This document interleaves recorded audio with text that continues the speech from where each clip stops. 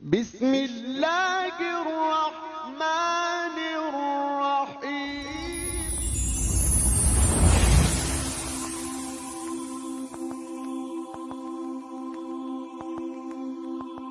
إن الحمد لله نحمده ونستعينه ونستغفره ونؤمن به ونتوكل عليه ونعوذ بالله من شرور أنفسنا ومن سيئات أعمالنا من يهده الله فلا مضل له ومن يضلله فلا هادي له وأشهد أن لا إله إلا الله وأشهد أن محمدا عبده ورسوله يا أيها الذين آمنوا اتقوا الله حق تقاته ولا تموتن إلا وأنتم مسلمون يا أيها الناس اتقوا ربكم الذي خلقكم من نفس واحدة وخلق منها زوجها وبث منهما رجالا كثيرا ونساء واتقوا الله الذي تساءلون به والأرحام إن الله كان عليكم رقيبا يا أيها الذين آمنوا اتقوا الله وقولوا قولا سديدا يصلح لكم أعمالكم ويغفر لكم ذنوبكم ومن يطع الله ورسوله فقد فاز فوزا عظيما أما بعد فإن خير الحديث كتاب الله وخير الهدي هدي محمد صلى الله عليه وسلم وشر الأمور محدثاتها وكل محدثة بدعة وكل بدعة ضلالة وكل ضلالة في النار فأعوذ بالله من الشيطان الرجيم بسم الله الرحمن الرحيم يريدون ليطفئوا نور الله بأفواههم والله متم نوره ولو كره الكافرون۔ اسلام کی فطرت میں قدرت نے لچک دی ہے، اتنا ہی یہ ابھرے گا جتنا کہ دباؤ گے۔ محترم سامعین کرام، حاضرین جمعہ، آج ربیع الثانی کی تیسری تاریخ 1444 ہجری اور ہمارا سلسلہ جو چل رہا ہے سیرت النبی صلی اللہ علیہ وسلم کا،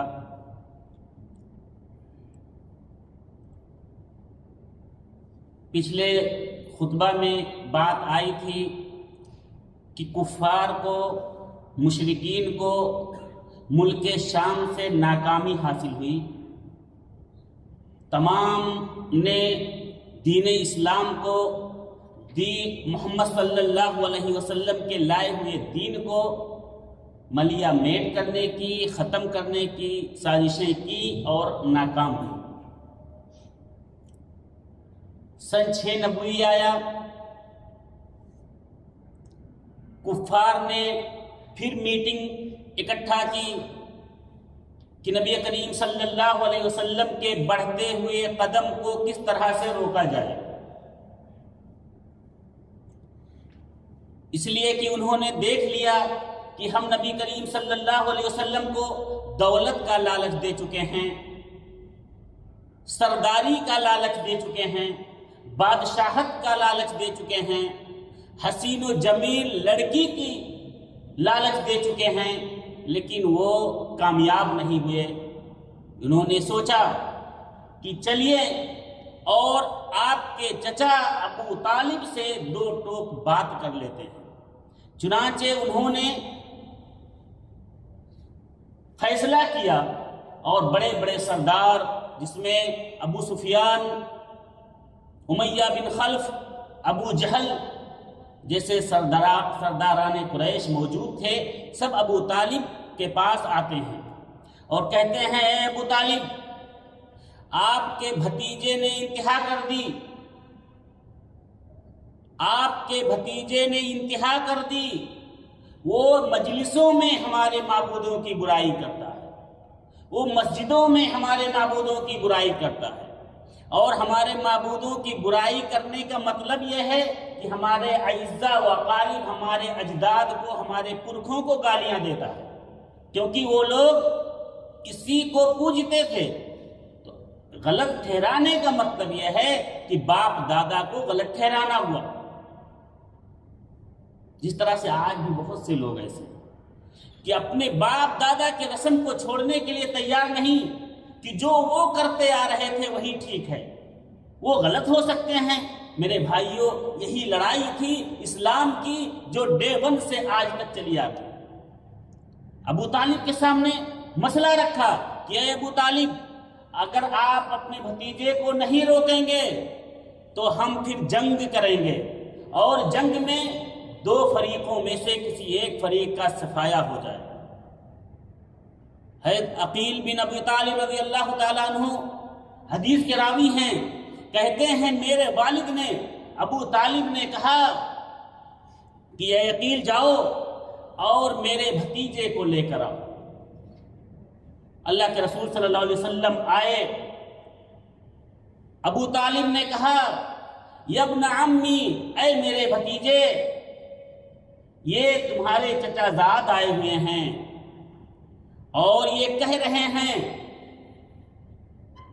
کہ تم ان کے مجلسوں میں، ان کے مسجدوں میں ان کے معبودوں کی برائی کرتے ہو تو اس سے باز آ جاؤ۔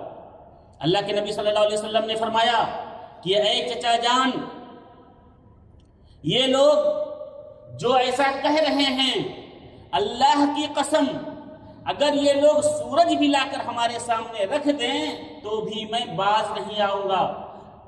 ابو طالب نے کہا کہ ماں کذب ابن اخی، میرا بھتیجا جھوٹ نہیں بول رہا ہے، فرجعو، تو اے مشرکو چلے جاؤ۔ یہاں سے بھی ناکامی ہوئی، دوسرا حربہ انہوں نے اپنانا شروع کیا۔ مکہ کے سب سے خوبصورت اور باکا جوان عمارہ بن ولید بن مغیرہ، جو خالد بن ولید رضی اللہ تعالیٰ عنہ کے بھائی تھے، ان کو لائے۔ بڑے بڑے سرداران اس بچے کو لاتے ہیں، کہتے ہیں اے ابو طالب، مکہ کا یہ نوجوان آج کے ڈیٹ میں سب سے زیادہ خوبصورت ہے، سب سے زیادہ باکا جوان ہے، سب سے زیادہ طاقتور ہے، آپ اس کو لے لو، اس کے بدلے میں اپنے بھتیجے محمد صلی اللہ علیہ وسلم کو ہمارے حوالے کر دو۔ یہ ہم محمد صلی اللہ علیہ وسلم کو قتل کر دیں گے اور اس کے بدلے میں آپ اس کو اپنا بیٹا بنا لو۔ ابو طالب نے کیا کہا؟ واللہ لبیس ما تصوموننی، اللہ کی قسم تم لوگ کتنا برا سودا کر رہے ہو، کتنا گھٹیا سودا کر رہے ہو۔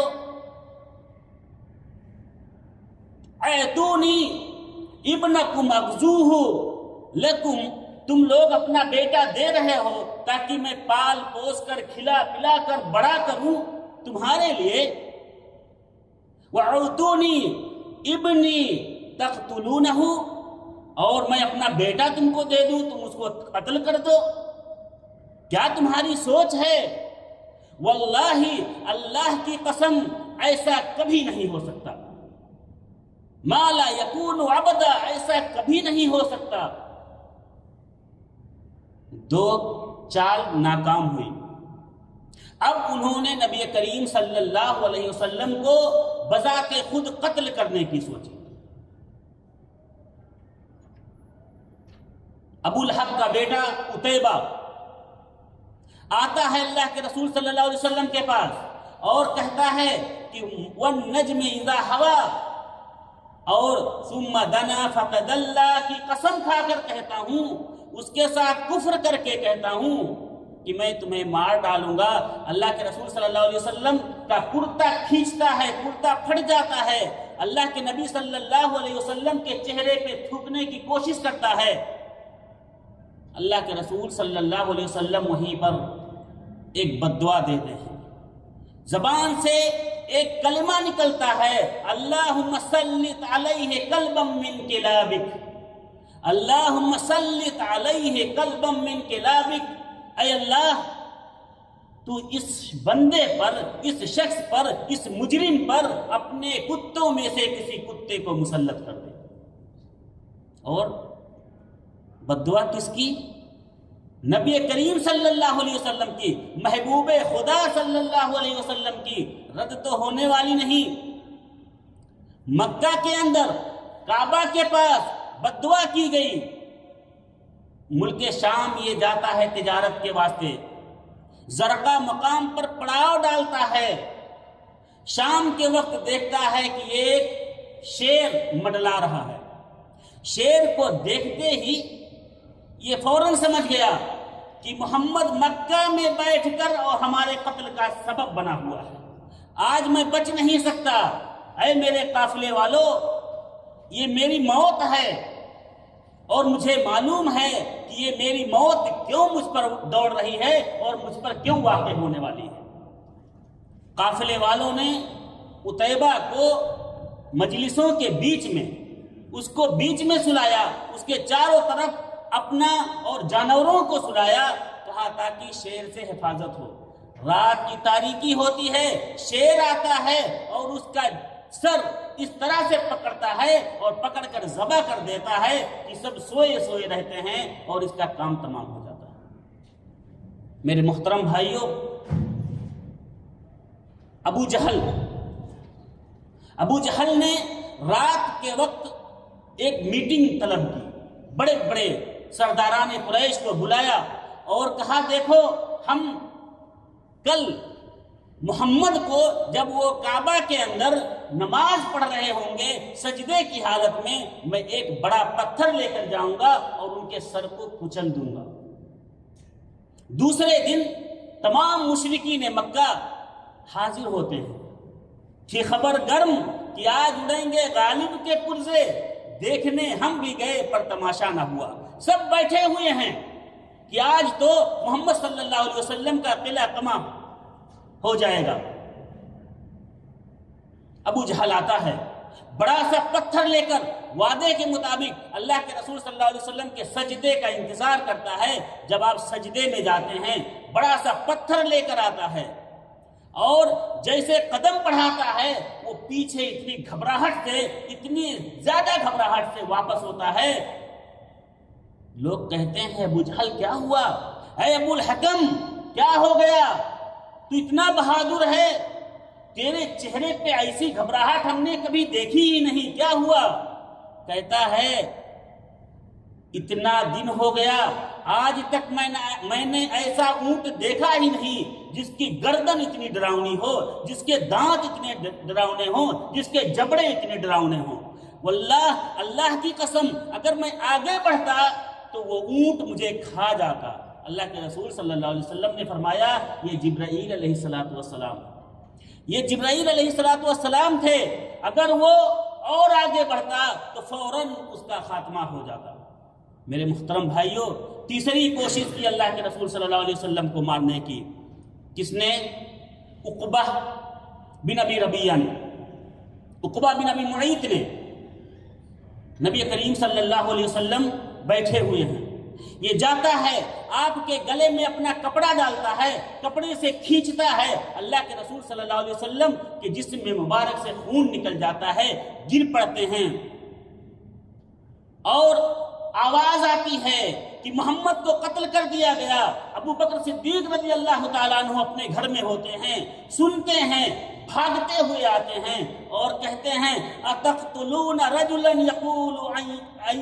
یقول ربی اللہ، کیا اس شخص کو تم لوگ مار رہے ہو جس کا گناہ صرف یہ ہے کہ وہ کہتا ہے میرا رب اللہ ہے، میرا رب اللہ ہے، اس کی وجہ سے تم ایک شخص کو مار رہے ہو، قتل کر رہے ہو۔ ابو بکر صدیق رضی اللہ تعالیٰ عنہ اس کو زور سے دھکا دیتے ہیں، رسول اللہ صلی اللہ علیہ وسلم کو بچاتے ہیں۔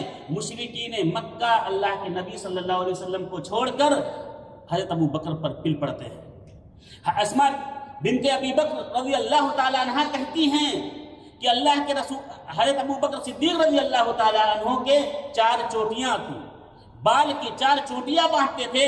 جب وہ واپس آئے خون سے اتنے زخمی تھے، لہو لہان تھے، کہتی ہیں جب ہم اپنی انگلیاں چوٹیوں پر رکھتے تو چوٹیوں کے بال اکھڑ آتے تھے، اتنا زیادہ ان کو مارا گیا۔ میرے محترم بھائیوں، جب یہ حربیں بھی ناکام ہو گئی، ان کی قتل کی سازشیں بھی ناکام ہو گئیں، اور انہی کے ذریعہ سے اللہ رب العالمین نے 2 شیروں کو اسلام کے آغوش میں بھیجا، یہی سبب بنے۔ حضرت عباس رضی اللہ تعالیٰ، کہتے ہیں کہ حضرت حمزہ رضی اللہ تعالیٰ عنہ گئے ہوئے تھے شکار کرنے کے لیے. جب وہ آتے ہیں شکار سے تو ان کو پتا چلتا ہے کہ صفا کے پاس ابو جہل نے اللہ کے نبی صلی اللہ علیہ وسلم کو گالیاں دی ہیں اور ان کو مارا بھی ہے. میرے بھائیوں، ابھی تک حمزہ مسلمان نہیں ہوئے تھے، لیکن قوم کی حمیت، قوم کی غیرت، خاندان کے بیٹے کی تذلیل برداشت نہ ہوئی. وہ گھر جانے سے پہلے اسلحے سے لدے ہوئے ابو جہل کے پاس پہنچتے ہیں، ابو جہل کو تماچا مارتے ہیں اور کھوٹی کھڑی سناتے ہیں، ایسا لفظ سناتے ہیں جو میں کہہ نہیں سکتا.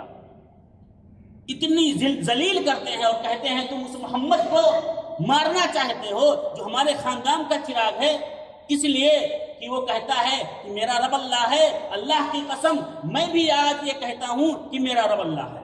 اس وقت تو جوش میں انہوں نے کہہ دیا، ایمان نہیں لائے تھے دل سے، لیکن قوم کی، اپنے خاندان کی جوش میں انہوں نے کہہ دیا. میرے بھائیوں، لیکن اللہ رب العالمین نے وہی سبب، ان کے ایمان کا اللہ رب العالمین نے وہی سبب بنایا. اس کے بعد 3 دن کے بعد عمر فاروق رضی اللہ تعالیٰ عنہ، جو اتنے سخت دل تھے، مسلمانوں کو اتنی تکلیفیں دیتے تھے، اتنی سزائیں دیتے تھے کہ جس کا تصور بھی کرنا ممکن نہیں. میرے بھائیوں، لیکن اللہ رب العالمین نے ان کے دل میں بھی شریعت اسلامیہ کو ڈالنا شروع کیا، اور اس کا سبب بنا قرآن کا سننا. حضرت عمر فاروق رضی اللہ تعالیٰ عنہ کے اسلام کے بارے میں بہت سے قصے مشہور ہیں، لیکن میرے بھائیوں بہت سے قصے ایسے ہیں جس کو محدثین نے منکر کہا ہے. اس میں سے ایک قصہ یہ ہے کہ جو اپنے بہن اور بہنوئی کو مارنے والا قصہ.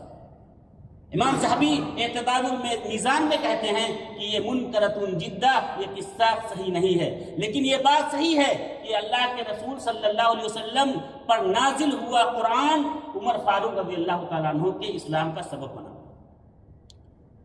اللہ کے رسول صلی اللہ علیہ وسلم کے پاس عمر فاروق رضی اللہ تعالیٰ عنہ جاتے ہیں، کہتے ہیں اے اللہ کے رسول، میں آپ پر ایمان لاتا ہوں، اور یہ ڈر کر عبادت کیوں کر رہے ہو؟ کیا ہم حق پر نہیں ہیں؟ اللہ کے نبی صلی اللہ علیہ وسلم نے فرمایا یقیناً عمر ہم حق پر ہیں. تو کہا پھر ڈرنا کیسے؟ چلو آج ہی علی اعلان نماز پڑھتے ہیں، عبادت کرتے ہیں خانہ کعبہ میں. اسی دن یہ نبوت کا 6واں سال تھا. حضرت حمزہ رضی اللہ تعالیٰ عنہ کے اسلام لانے کے 3 دن کے بعد پہنچتے ہیں، 2 صف بناتے ہیں. ایک صف میں حضرت حمزہ رضی اللہ تعالیٰ عنہ ہوتے ہیں، دوسرے صف میں عمر فاروق رضی اللہ تعالیٰ عنہ ہوتے ہیں. اور جب کعبہ میں دونوں صف پہنچتی ہے، وہیں پر اللہ کے رسول صلی اللہ علیہ وسلم نے عمر فاروق رضی اللہ تعالیٰ عنہ کو فاروق کا لقب دیا. میرے محترم بھائیوں، اس کے بعد ابو طالب کو اللہ کے رسول صلی اللہ علیہ وسلم کو قتل کو لے کر بہت فکر رہا کرتی تھی، کیونکہ اتنے چالیں چل چکے تھے یہ لوگ. اسی لیے ابو طالب نے اپنے خاندان والوں کو بلایا، بنی عبد مطلب کو بلایا، بنی ہاشم کو بلایا. کہا دیکھو ہمارے خاندان کا چراغ خطرے میں ہے، لوگ اس کو مارنے کے پیچھے پڑے ہیں، ہمیں اس کو بچانا ضروری ہے.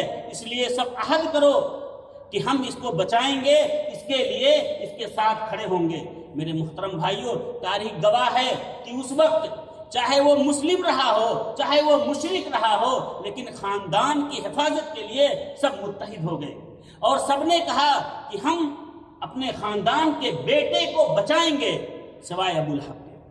ابو لہب کہا نہیں، ہم تمہارا ساتھ نہیں دیں گے. وہ جا کے مشرکوں کا، جا کے ابو جہل کے ساتھ مل گیا. میرے محترم بھائیوں، جب مشرکوں نے دیکھا کہ صرف 4 ہفتے کے اندر 4 بڑی ناکامیاں ان کو ہاتھ آئی، ایک حضرت حمزہ کا ایمان لانا، دوسرا عمر فاروق رضی اللہ تعالیٰ عنہ کا ایمان لانا، تیسرا ان کا پروپوزل جو انہوں نے اللہ کے رسول صلی اللہ علیہ وسلم کے سامنے پیش کیا تھا اور اللہ کے نبی صلی اللہ علیہ وسلم نے اس کا انکار کیا تھا، اور چوتھا بنی ہاشم اور بنی مطلب کا معاہدہ، متفق ہونا. یہ 4 ایسی چیزیں تھیں جو انہیں ان کے نیند کو حرام کر دیا. پھر انہوں نے ایک ایسی چال چلی میرے بھائیوں جو تاریخ میں آج تک ایسی چال کسی نے نہیں چلی، اور اتنا تکلیف اسلام کو اور مسلمانوں کو کسی دور میں نہیں ہوا۔ آج ہم ہیں، آپ ہیں، ہمیں تھوڑی سی پریشانی آتی ہے تو کہتے ہیں یہ ہم مسلمان ہیں اس لیے پریشانی آتی ہے۔ میرے بھائیوں، ہم مسلمان ہیں اسی لیے پریشانی آئے گی کیونکہ ہم اپنا موازنہ ان لوگوں سے کر رہے ہیں جو ہمارے قریب کیا بہت دور ہیں، وہ دنیا والوں سے مقابلہ اپنا موازنہ کر رہے ہیں۔ دنیا ہمارے لیے نہیں ہے۔ الدنیا سجن المومن و جنت الکافر ہے، کافروں کے لیے جنت ہے، مسلمانوں کے لیے، مومنوں کے لیے قید خانہ ہے۔ ہم اپنی زندگیوں کو اپنا موازنہ دنیا والوں سے، دنیا دار سے کرنے لگتے ہیں، وہیں پہ مسائل کھڑے ہو جاتے ہیں۔ میرے محترم بھائیوں، انہوں نے چال چلی، کہا ان کا مکمل بائیکاٹ کیا جائے۔ جنہوں نے محمد کا ساتھ دیا، بنی عبد مطلب، بنی ہاشم سے نہ لین دین رکھا جائے، نہ بات چیت کی جائے، نہ ان کے غم میں شرکت کی جائے، نہ انہیں اپنے ہاں بلایا جائے، نہ ان کے ساتھ تجارت کیا جائے۔ بغیض نے ایک صحیفہ لکھا، عہد نامہ لکھا، جس میں یہ پورے شرائط موجود تھے، جو سب متفق ہو گئے۔ کہا بنی عبد مطلب اور بنی ہاشم سے ہم بائیکاٹ کرتے ہیں، ان کے سامنے نہ ہمارا لین دین ہوگا، نہ ہماری بات چیت ہوگی، نہ شادی ہوگی، نہ بیاہ ہوگا، نہ ہم ان کے ساتھ میل جول رکھیں گے، نہ وہ ہمارے ساتھ میل جول رکھیں گے۔ میرے محترم بھائیوں، یہ 7 نبوی کا واقعہ ہے۔ 7 محرم کا مہینہ، 7ویں نبوت میں یہ صحیفہ لکھا گیا۔ اللہ کے رسول صلی اللہ علیہ وسلم نے بددعا دیا، وہ صحیفہ لکھنے والے کا ہاتھ شل ہو گیا۔ یہ صحیفہ 3 سال تک خانہ کعبہ کے اندر لٹکایا گیا۔ کیا کرتے تھے معلوم ہے آپ کو؟ نہ تو لین دین رکھتے تھے، اور کہیں باہر سے قافلہ تجارت والا آتا تھا، یہ لوگ خریدنے کے لیے جاتے تھے کہ ہم خرید لیں، تو یہ لوگ دام اتنا بڑھا دیتے تھے کہ یہ بیچارے مسکین خرید نہیں سکتے تھے۔ یہ دام بڑھانا جو بیع و شرع میں، یہ مشرکوں کی عادت ہے، مسلمانوں کی نہیں۔ اس کے بارے میں تو اللہ کے رسول صلی اللہ علیہ وسلم نے کھلا اعلان فرمایا کہ وہ مسلمان نہیں ہے جو اپنے بھائی کے بیع پر بیع کرے، اپنے بھائی کی تجارت پر تجارت کرے۔ لیکن میرے محترم بھائیوں، آج مسلمانوں میں یہ سب سے زیادہ پائی جاتی ہے۔ آپ ایک زمین کا سودا کر رہے ہیں، 10 لاکھ کا طے ہوا، دوسرا آئے گا، وہ بھی مسلمان ہے، بیچنے والا بھی مسلمان ہے، خریدنے والا بھی مسلمان ہے، آئے گا اور وہ کہے گا میں 11 دیتا ہوں، میں 12 دیتا ہوں، وہ اس کو دے دے گا۔ یہ مشرکوں کی عادت ہے۔ کیا کہتے تھے جب اللہ کے رسول صلی اللہ علیہ وسلم کے سپورٹر کچھ خریدنے جاتے تھے، 10 روپے کا سامان 20 میں دے کے وہ لے لیتے تھے۔ کیوں؟ ضد کی وجہ سے، تاکہ یہ بھوکے مر جائیں۔ اور وہ وقت میرے بھائیوں ایسا تھا کہ بچے تو بچے، بزرگ، نوجوان پتے اور چمڑے کھانے پر مجبور ہو گئے، پتے اور چمڑے کھانے پر مجبور ہو گئے۔ 3 سال وہ کیسا گزرا؟ ابو طالب کی کمر توڑ دی۔ 3 سال کے بعد جب اللہ رب العالمین نے دیمک کیڑے کو بھیجا اور صحیفے کو چاٹ کر دیا، جبرائیل علیہ السلام آتے ہیں اور اللہ کے نبی صلی اللہ علیہ وسلم کو بذریعہ وحی یہ بتلاتے ہیں کہ وہ صحیفہ ختم ہو چکا ہے، اس میں صرف اللہ کا نام باقی ہے، اور جتنے شرائط تھے، جتنے قیود تھے، سب ختم ہو گئے۔ ابو طالب کہتے ہیں کہ میرا بیٹا تو جھوٹ نہیں بولتا۔ جاتے ہیں مشرکین مکہ کے پاس، خانہ کعبہ میں بیٹھے ہوتے ہیں، کہتے ہیں دیکھو میں ایک بات لے کر آیا ہوں، میرا بیٹا کبھی جھوٹ نہیں بولتا ہے، اور اس نے یہ بات کہی ہے کہ تمہارا صحیفہ جو لٹکایا ہوا ہے، جو اچھے سے بند کر کے لفافے میں رکھا ہوا ہے، اس صحیفے کے اندر اللہ رب العالمین نے سب کو ختم کر دیا۔ اگر میرا بیٹا جھوٹ بولتا ہے تو میں تمہارا دین ماننے کے لیے، تمہارے ساتھ آنے کے لیے تیار ہوں، اپنے بیٹے کو چھوڑ دوں گا، لیکن اگر اس کی بات سچ ہے تو تم لوگ اس کی بات مانو۔ سب لوگ تیار ہو جاتے ہیں، ابو جہل بھی تیار ہو جاتا ہے، لیکن جب دیکھتے ہیں صحیفے کو تو یقیناً صرف اللہ کا نام باقی رہتا ہے اور تمام شرائط ختم۔ 3 سال کے بعد 10 نبوت میں ماہ محرم میں یہ لوگ آزاد ہوتے ہیں، وہاں سے صحیفہ پھاڑا جاتا ہے۔ 3 سال کے وقت میں جب ابو طالب کمزور ہو جاتے ہیں، 80 سال کی عمر ہو جاتی ہے، مشرکین پھر پہنچتے ہیں کہ چلو ابو طالب کا انتقال ہونے والا ہے، ایک بار پھر مل لیتے ہیں، نہیں تو انتقال کے بعد ہم اگر محمد کو کچھ کہیں گے تو عرب والے تانا دیں گے کہ بزدلی کی انتہا ہو گئی ان کی، کہ چچا زندہ تھا تو ہمت نہیں ہوئی کسی کی۔ سب آتے ہیں ابو طالب کے پاس اور کہتے ہیں کہ ابو طالب آخری وقت ہے، اب اس وقت آپ اپنے بیٹے کو سمجھا دیجئے۔ پھر ابو طالب بلاتے ہیں تو اللہ کے نبی صلی اللہ علیہ وسلم کیا کہتے ہیں معلوم ہے؟ کہتے ہیں اے میرے چچا جان، میں انہیں ایک اس سے اچھا پروپوزل دیتا ہوں، اگر یہ میری ایک بات مان لیں تو یہ عرب اور عجم کے بادشاہ ہو جائیں گے، عرب اور عجم ان کے پیروں پر، ان کے قدموں پر جھک جائیں گے۔ ابو جہل خوش ہو گیا، کہا اے محمد تو ایک بات کہتا ہے، 10 بات لے کر آ، ہم ماننے کے لیے تیار ہے اگر ہمیں اتنا ملنے والا ہے۔ اللہ کے نبی صلی اللہ علیہ وسلم نے فرمایا کہ تقولون لا الہ الا اللہ وتخلؤون ما تعبدون من دونہ، تم لا الہ الا اللہ کہو اور ان لوگوں کو چھوڑ دو، ان چیزوں کو چھوڑ دو جو اللہ کے علاوہ تم پوجتے ہو، جس کی عبادت کرتے ہو، تو عرب و عجم کے تم بادشاہ ہو جاؤ گے۔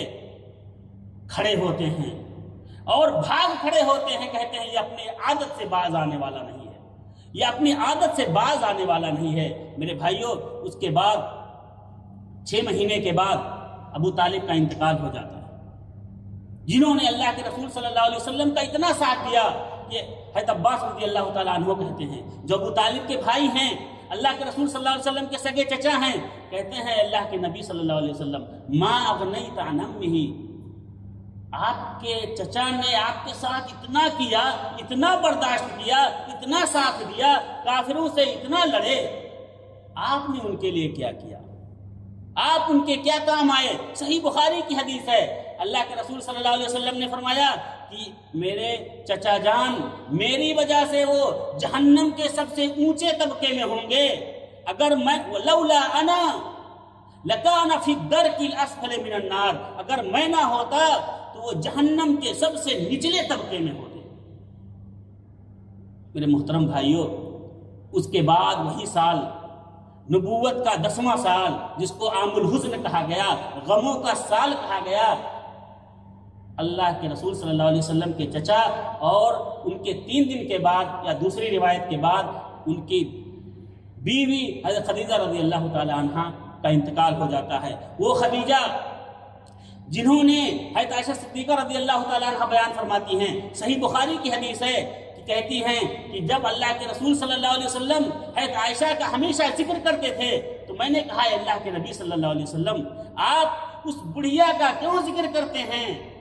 اس سے اچھی کنواری لڑکیوں کو، عورتوں کو اللہ رب العالمین نے آپ کے لیے کیا ہے۔ تو آپ نے فرمایا کہ ما ابدلنی اللہ بہا خیرا، کہ اللہ رب العالمین نے مجھے حضرت خدیجہ سے اچھی عورتیں نہیں دی، حضرت خدیجہ سے بہترین عورتیں نہیں دی مجھے، انہوں نے میرا اس وقت ساتھ دیا جب لوگوں نے میرا انکار کیا، انہوں نے میری اس وقت مدد کی جب لوگ مجھے ستائے جا رہے تھے، انہوں نے اس وقت میری صداقت کی جب لوگ مجھے جھٹلا رہے تھے، اور وہ میری اس وقت کام آئی جب پوری دنیا والے میرے پیچھے پڑے ہوئے تھے، اور اللہ رب العالمین نے ان کے ذریعہ مجھے اولاد دی جو کسی کے ذریعہ نہیں دیا۔ میرے محترم بھائیوں، یہ نبوت کا 10واں سال جو اللہ کے رسول صلی اللہ علیہ وسلم کے لیے عام الحزن تھا۔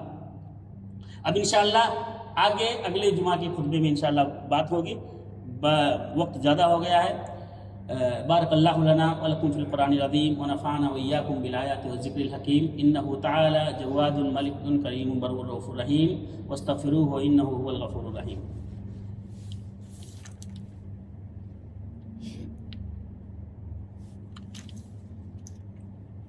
ان الحمد لله نحمده ونستعينه ونستغفره ونؤمن به ونتوكل عليه ونعوذ بالله من شرور انفسنا ومن سيئات اعمالنا، من يهده الله فلا مضل له ومن يضلل فلا هادي له، واشهد ان لا اله الا الله واشهد ان محمدا عبده ورسوله، اما بعد فان خير الحديث كتاب الله وخير الهدي هدي محمد صلى الله عليه وسلم، وشر الامور محدثاتها وكل محدثة بدعة وكل بدعة ضلالة وكل ضلالة في النار۔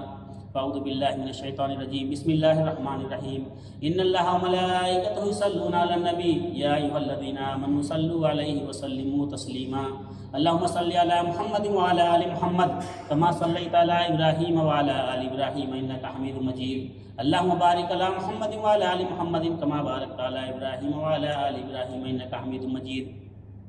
میرے بھائیوں، اللہ رب العالمین سے دعا ہے کہ اللہ رب العالمین ہمیں اپنے نبی صلی اللہ علیہ وسلم کی سیرت کو پڑھنے، اس کو سمجھنے اور اس پر عمل کرنے کی توفیق عطا فرمائے۔ الہ العالمین ہم میں سے جو شخص مریض ہے رب العالمین اس کی بیماری کو دور کر دے۔ الہ العالمین ہم میں سے جو شخص پریشان حال اس کی پریشانی کو دور کر دے۔ الہ العالمین ہم میں سے جو شخص محتاج ہے رب العالمین اس کی محتاجگی کو دور کر دے۔ الہ العالمین ہم میں سے جو شخص بے روزگار ہے اس کو روزگار عطا فرما۔ الہ العالمین ہم میں سے جو شخص گنہگار ہے رب العالمین تو غفار ہے، تو رحمان ہے، رب العالمین تو اس کو بخش دے۔ الہ العالمین ہم میں سے جو شخص جس کے بھی قریب رشتہ دار جس کے بھی دنیا سے جائے گئے ہیں رب العالمین ان کی مغفرت فرما۔ الہ العالمین تو غفور الرحیم ہے، تو مغفرت نہیں کرے گا تو کون کرنے والا ہے۔ الہ العالمین ہمارے آبا و اجداد، ہمارے تمام مسلمانوں کے آبا و اجداد جو بھی دنیا سے جا چکے ہیں رب العالمین ان کے قبر کی میں عذاب کی تخفیف عطا فرما۔ الہ العالمین انہیں قبر کے عذاب سے بچا۔ رب العالمین انہیں جنت الفردوس اعلی علیین میں جگہ عطا فرما۔ بارک اللہ لنا ولکم فی القرآن العظیم۔ وآخر دعوانا الحمد للہ رب العالمین۔